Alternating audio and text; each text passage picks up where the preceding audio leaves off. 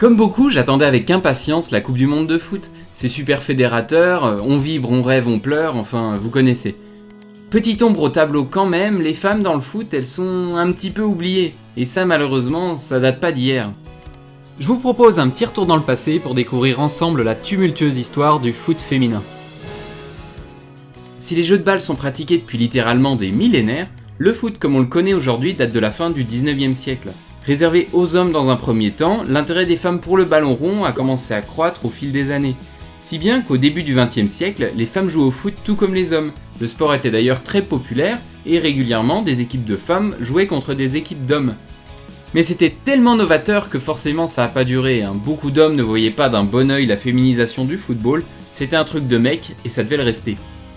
Donc pour bien différencier le vrai foot, celui qui est joué par des mâles en sueur, et la course derrière la baballe à laquelle se prêtent les filles, on a inventé des règles spécifiques pour le football féminin.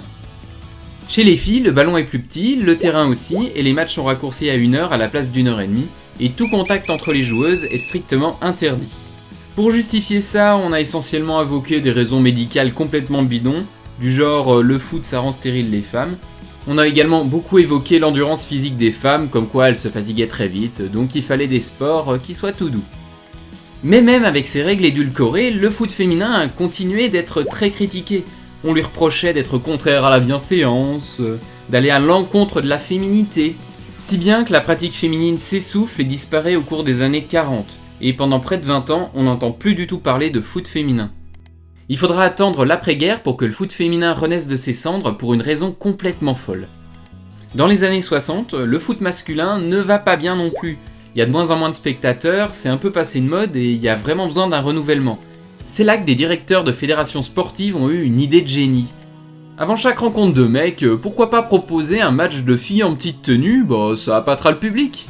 Aussi tordu que ça puisse paraître, cette idée elle a bien été mise en place. Et avant chaque match, les femmes venaient jouer rapidement, se pavaner sur le terrain, tout ça pour le plus grand plaisir des mâles des tribunes.